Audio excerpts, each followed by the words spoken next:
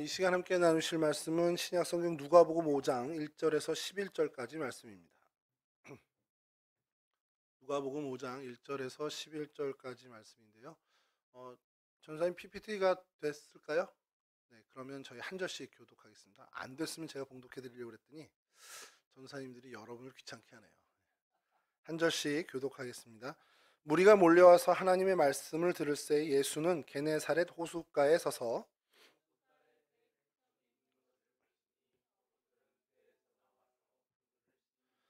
예수께서 한 배에 오르시니 그 배는 시몬의 배라. 육지에서 조금 떼기를 청하시고 앉으사 배에서 무리를 가르치시더니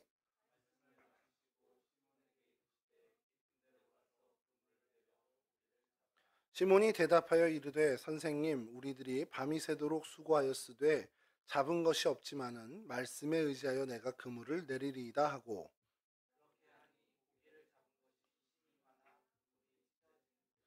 이에 다른 배에 있는 동무들에게 손짓하여 와서 도와달라 하니 그들이 와서 두 배의 채움에 잠기게 되었더라.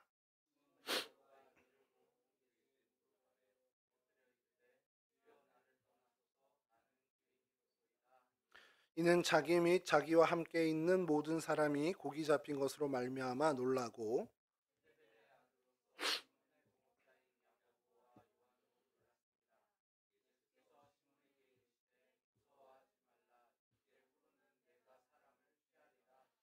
함께 하시죠. 그들이 배들을 육지에 대고 모든 것을 버려두고 예수를 따르니라.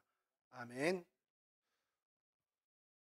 예, 말씀에 의지하여라는 제목을 좀 잡아봤어요. 근데 이거는 그냥 처음 시작에 베드로의 첫 시작, 주님으로부터 인정받고 주님의 제자가 되는 첫 시작에 어떻게 보면 핵심 키워드가 말씀에 의지하는 것인데 말씀에 의지하는 것. 그럼 또 주님의 말씀은 또 어디에 있고 하나님의 뜻은 어디 있느냐 이게 참 고민이 많이 됩니다. 그래서 지난주에 저희가 이 베드로 말고 다른 제자를 부르시는 마태, 그러니까 마태 원래 본명은 레위입니다.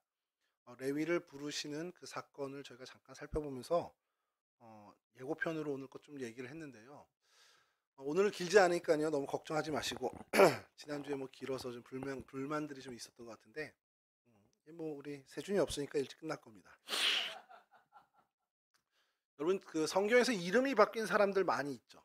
이름이 많이 바뀌고 우리 주한 형제가 지금 잠깐 나갔는데 저는 주한 형제가 아직도 안 익숙해요. 너무 오래전에 각인된 정환이라는 이름이 있어가지고 그래서 정환 안정환도 되게 좋아하고 그래서 정환을 좋아해요. 그래서 정환 하다가 주한 이제 주한 샘 하면 이제 들어색한 거지. 그 전에는 정환 샘 한 적이 없으니까 이름이 바뀌는 경우가 있습니다. 여러 이유가 있겠죠. 많은 이유가 있는데 성경에도 이유가 많이 있지만 성경에서는 사람들이 별칭으로 불러주는 경우가 좀 있고요. 또 더 많은 경우가 하나님이 혹은 주님이 바꿔주신 예가 많이 있습니다. 지난주에 마태라고 우리가 이야기한 그 마태는 하나님의 선물이라는 뜻을 갖고 있는 이름이에요.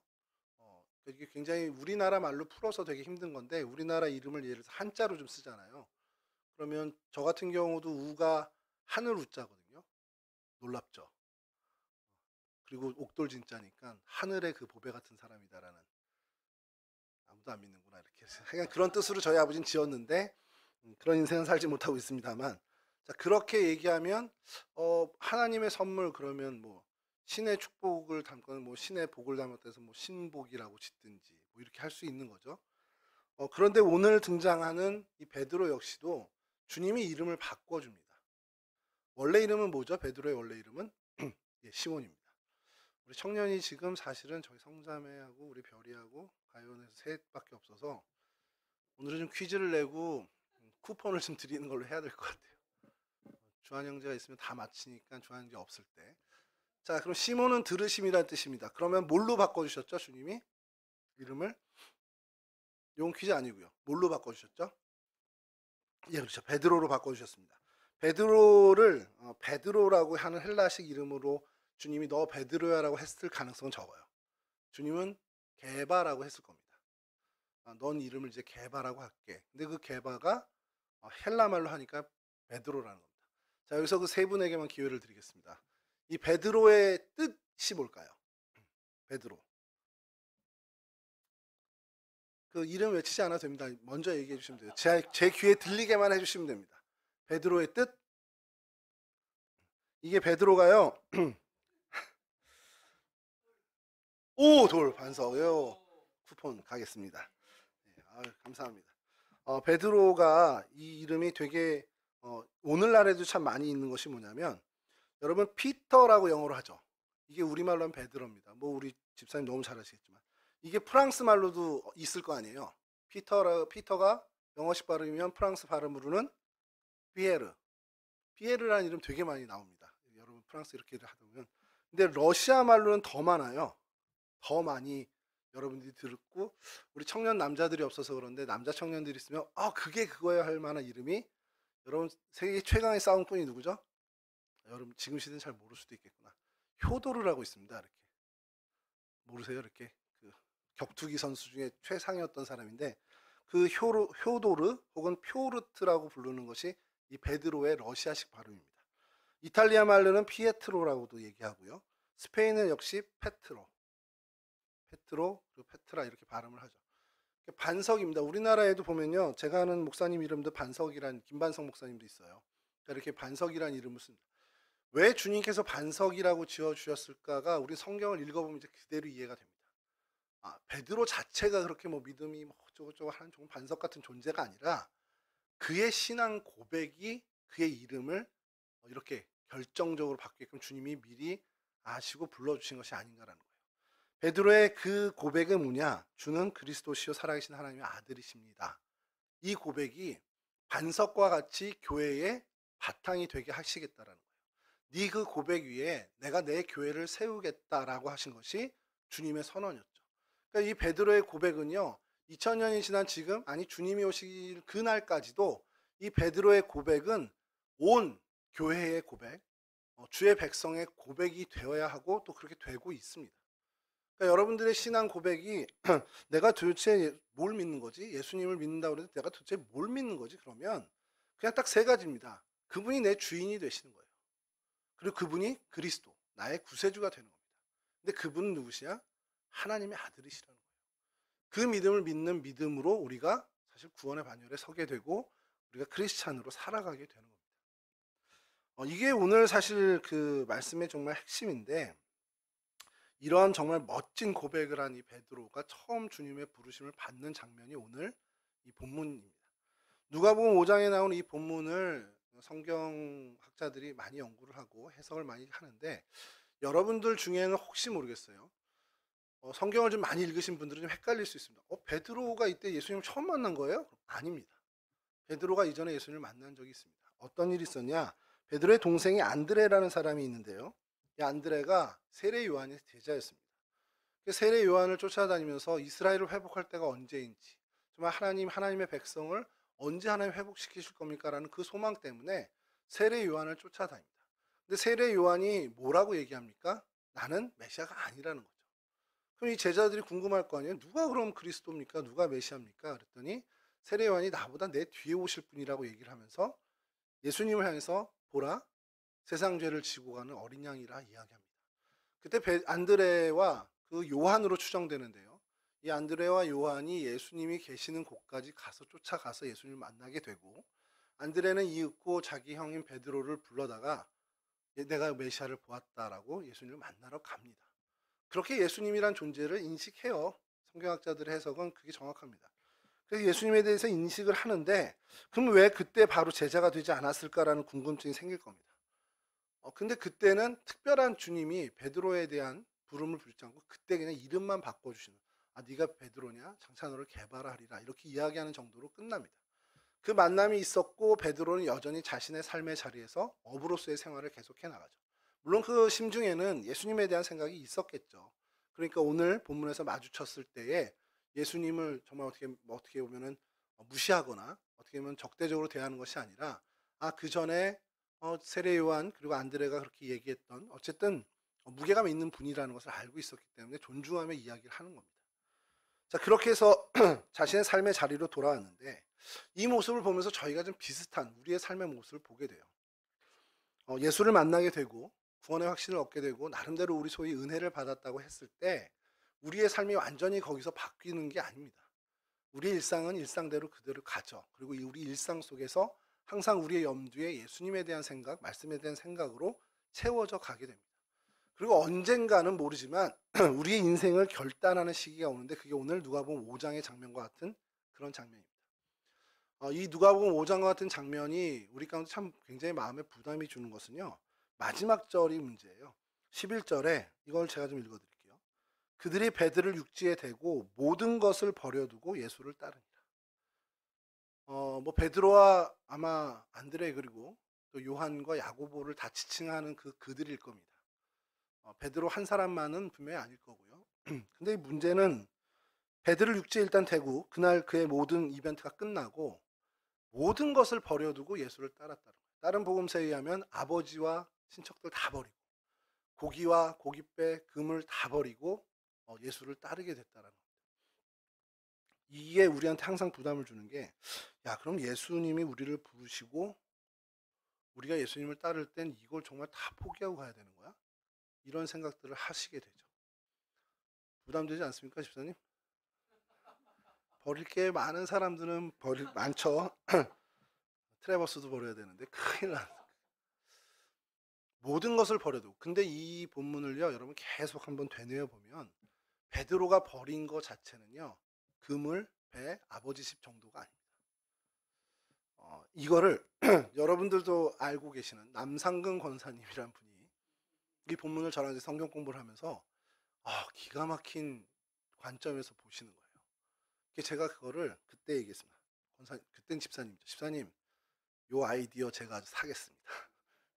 제가 요거 설교 때든 언제든 제가 좀 더 보완하고 연구해서 이거 설교 때 정말 녹아 그 설교에 녹여서 이건 정말 좋은 메시지입니다라고 얘기한 게 뭐냐면, 당시에 이제 그 남상현 집사님이 그 컨설턴트로 이제 일을 하고 지금도 마찬가지지만 그 어떤 분야에서 굉장히 확 엄청난 성과를 한번 내신 적이 있습니다. 그러니까 모든 그 분야에 있는 사람들이 다 집중하는 거예요. 그러니까 소위 말하는 그 분야의 한시적이지만 입지전적인 인물이 된 겁니다. 여러분, 그러면요 모든 게 다 자기한테 물어와요. 교계도 마찬가지입니다. 한때 우리나라에 뭐 이렇게 뭐 설교 막 이제 지금처럼 이렇게 뭐 유튜브 그런 게 없을 때에도 어느 분 설교, 어느 분 성경 공부가 좋다 그러면 막 테이프를 사러 가요. 저희 세대 땐 곽선희 목사님이라는 분 새벽 설교가 너무 좋다는 거예요. 그래서 그거를 그 교회에서 시리즈로 테이프를 이렇게 파는데, 테이프는 복사가 쉽잖아요. 그러니까 막 복사 뜨고 막 이제 그게 무료로도 구하기도 하지만 얼마씩 주고서 사기도 하고 막 그런 일이 있었습니다. 그러니까 그 분야에서 굉장히 입지전적인 인물이 되는데, 그때 무슨 현상이 일어나냐면요. 성경에 예를 들어서 오늘 누가복음 5장이에요. 근데 곽선희 목사님이 설교를 이걸 했단 말이에요. 그럼 그게 정답이 되는 거예요. 다른 관점에서 어떤 설교를 한다 그러면 그거 좀 이상한데? 곽선희 목사님이 이렇게 얘기했어. 이렇게 돼버리는 겁니다. 그러니까 그 분야에 있어서는 최고의 권위가 되고 그냥 어떻게 보면 그 기준이 돼버리는 거죠.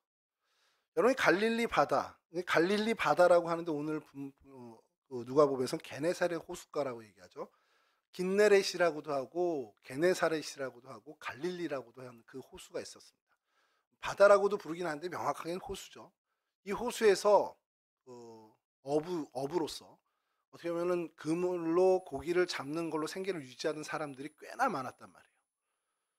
자, 그 어부들이 다 고만고만하겠죠. 뭐 큰 부자가 있었겠습니까? 갈릴리에서 무슨 고래가 나타나는 것도 아니고 다 비슷비슷한 생활 환경과 수준과 비슷한, 뭐 있어야 배가 한 척이냐 두 척이냐 정도, 그러니까 배를 소유했냐 아니냐 정도가 제일 큰 차이지 그렇게 큰 차이가 없었던 그런 그 사람들의 삶의 자리에서 베드로가 오늘 어떤 일을 벌였냐면 어획 기적, 이전에도 없고 이후에도 없는 엄청난 이 어획 기적을 경험하게 됩니다.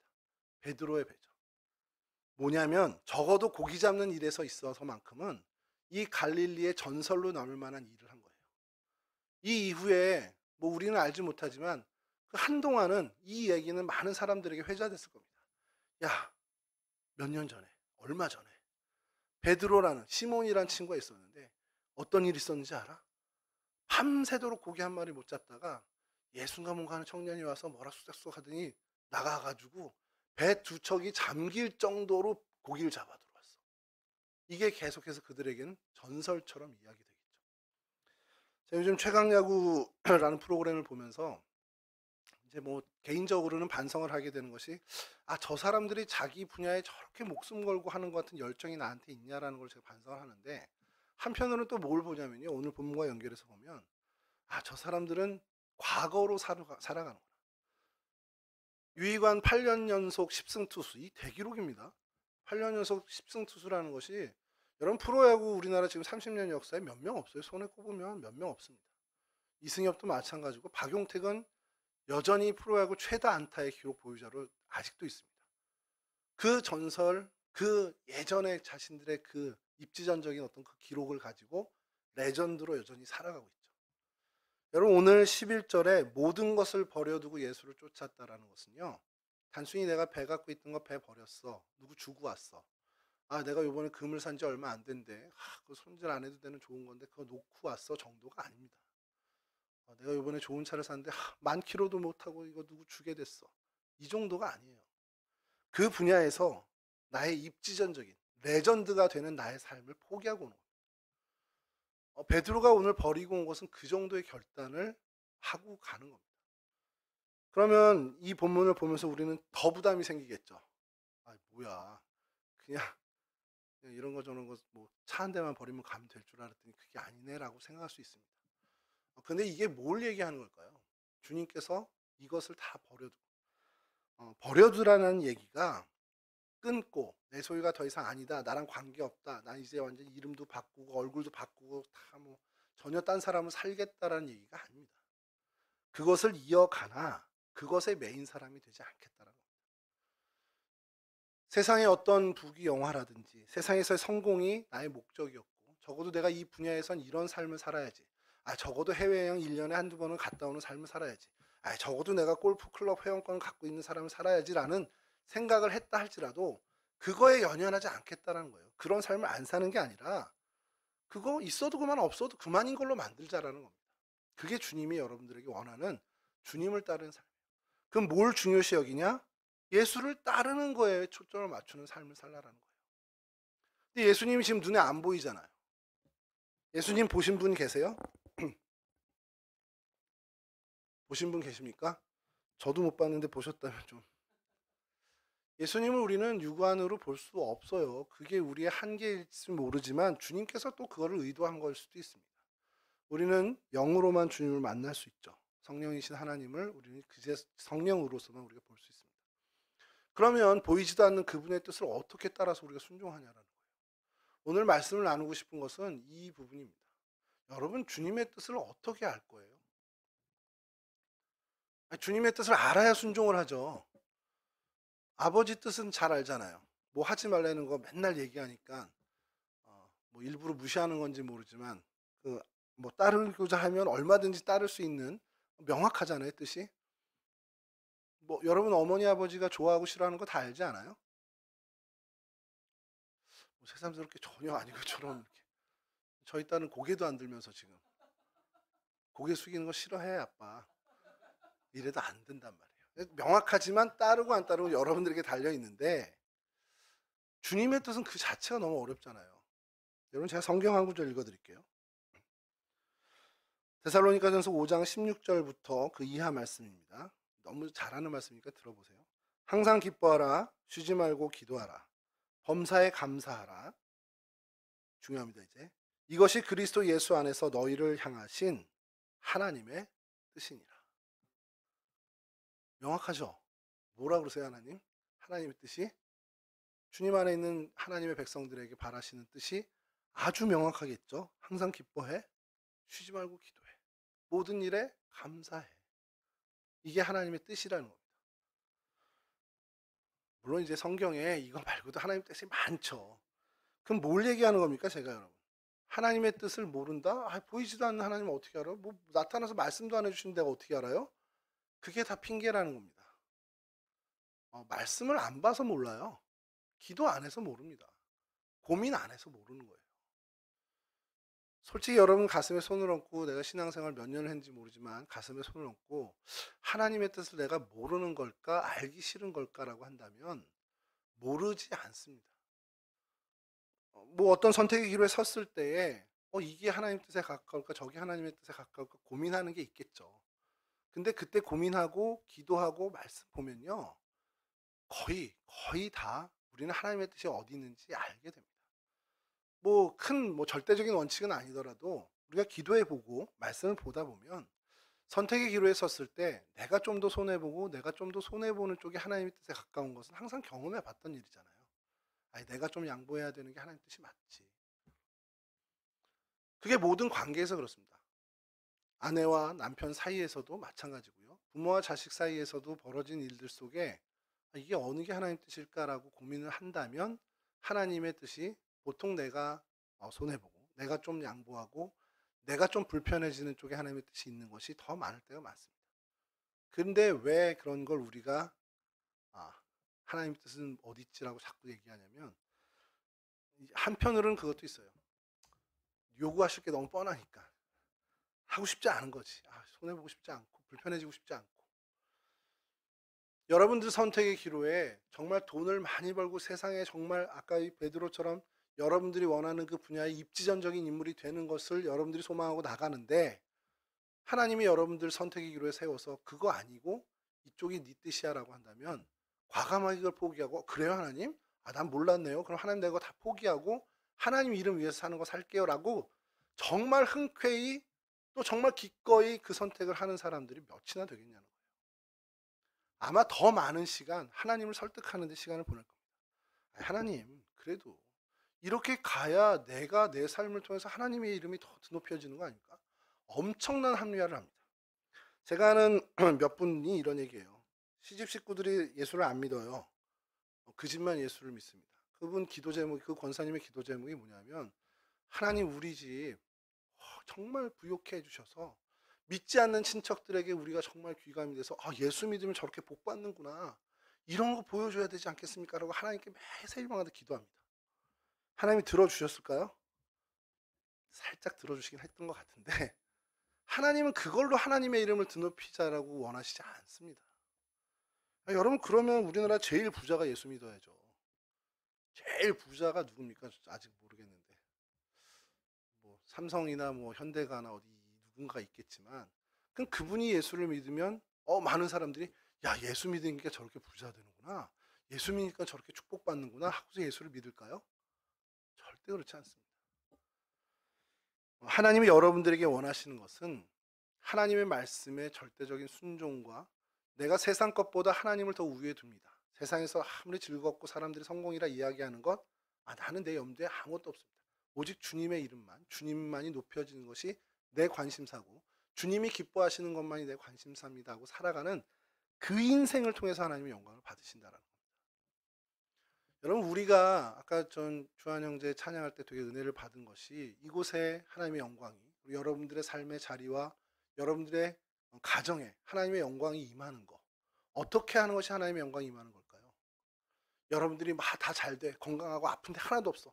심지어 난 사고를 한 번도 당하지 않았어. 내 평생에 기부세 본 적은 없어. 이런 인생을 보면 사람들이 각광하면서 와 역시 예수 믿는 거 최고구나 이럴까요? 그게 아닙니다. 나랑 정말 다른 가치관으로 사네. 우리가 다 이쪽이 맞다, 이쪽이 세상의 성공이다라고 이야기하고 다 가고 있는데 쟤는 왜 저쪽으로 가지? 이해할 수 없습니다. 처음에는 멍청하다고 얘기하고 손가락질 할 수도 있어요. 근데 그 삶을 통해서 그들이 되어가는 모습들, 세상을 넘어선 사람들이라는 것을 인식할 때 그들의 인생을 통해서 하나님의 이름이 높여지게 된다는 겁니다.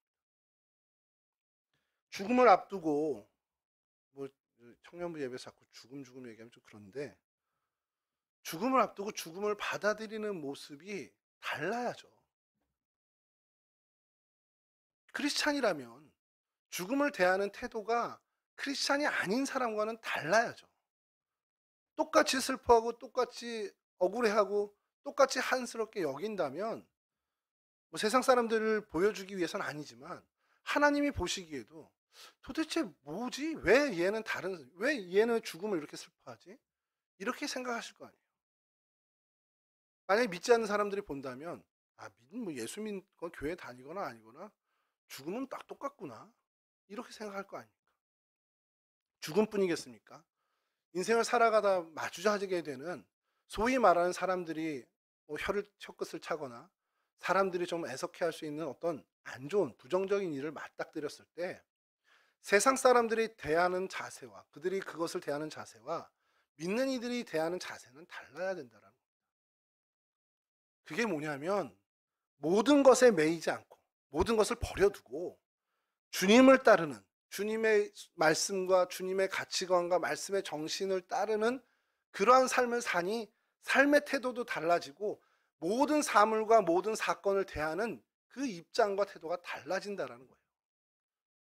베드로가 그러한 삶을 이제 시작한 거라는 겁니다.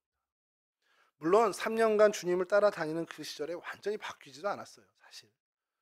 시작을 한 것뿐이지 시작했다고 해서 준비 땅 했다고 해서 그가 확 바뀌고 정말 모든 게 다 예수 믿는 사람 같고 툭 치면 믿음이 뚝뚝 떨어지고 이러지 않는다는 겁니다. 시간이 걸리죠. 그러나 베드로의 우리가 인생을 알잖아요. 그의 마지막까지 우리가 알잖아요. 코아바디스 도민의 해서 코아바디라스는 영화가 있었죠. 근데 그 성경 안에 있는 내용은 아니고 전승으로 내려오는 기독교 전승의 이야기를 영화화한 겁니다. 로마에서 이제 빠져나가다가 로마가 불타서 로마로 빠져나가다가 베드로가 이제 주님을 만나요. 주님의 이제 환상을 보는 거죠. 주님을 만났는데 주님이 다시 로마로 들어갑니다. 주님 왜 자꾸 들어갔습니까? 이거 코아바디스 도미네입니다. 그게.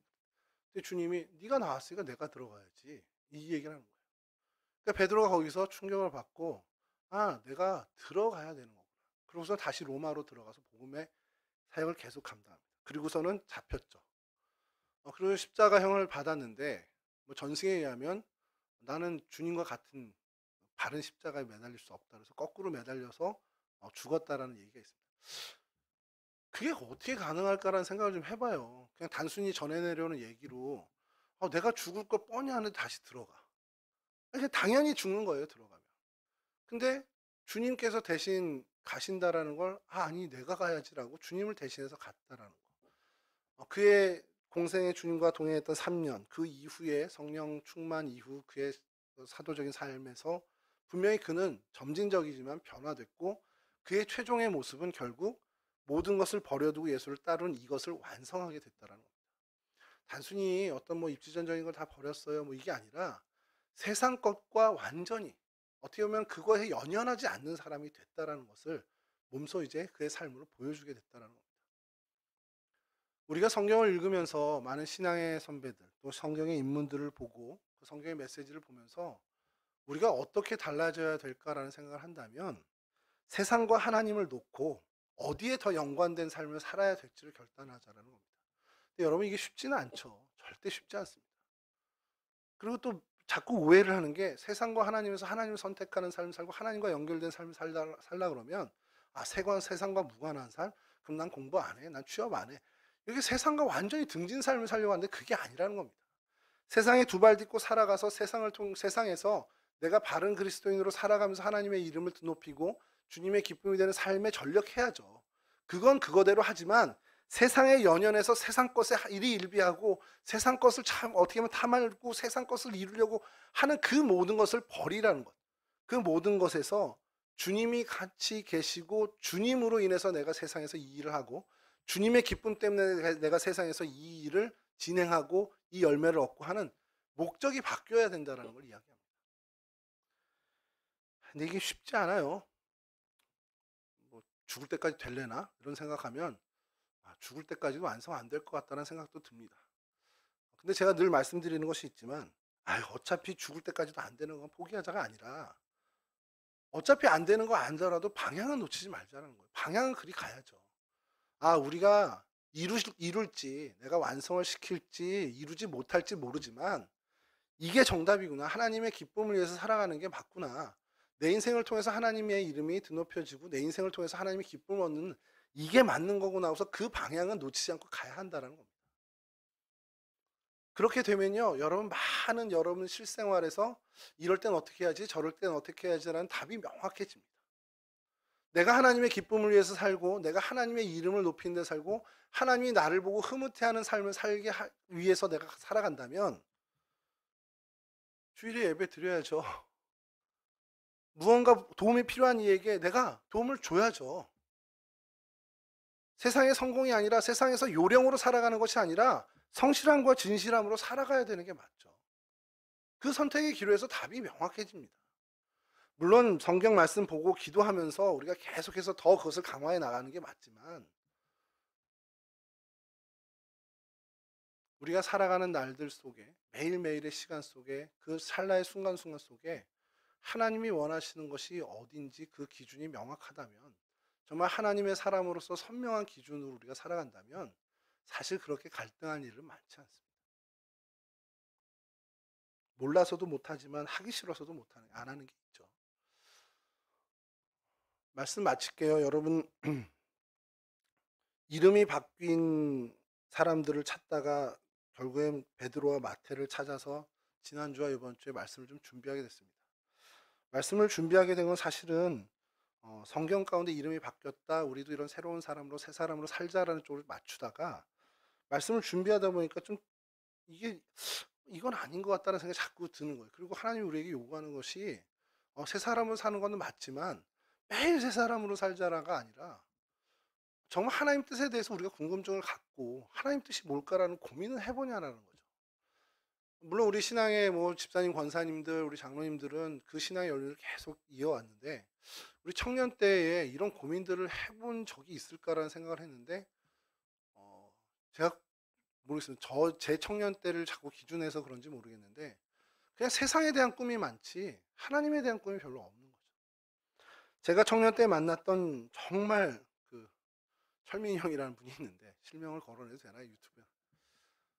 너무 막 미치겠는 얘기를 제가 하나 들은 거예요. 그래서 야, 나도 진짜 목회 안 하고 저 형처럼 저렇게 해야 되는 거 아니야? 라는 생각을 할 정도로 그 정말 마음에 충격을 주고 지금까지도 정말 잘 박힌 모처럼 가슴에 있는 것이 그 형은 저거예요.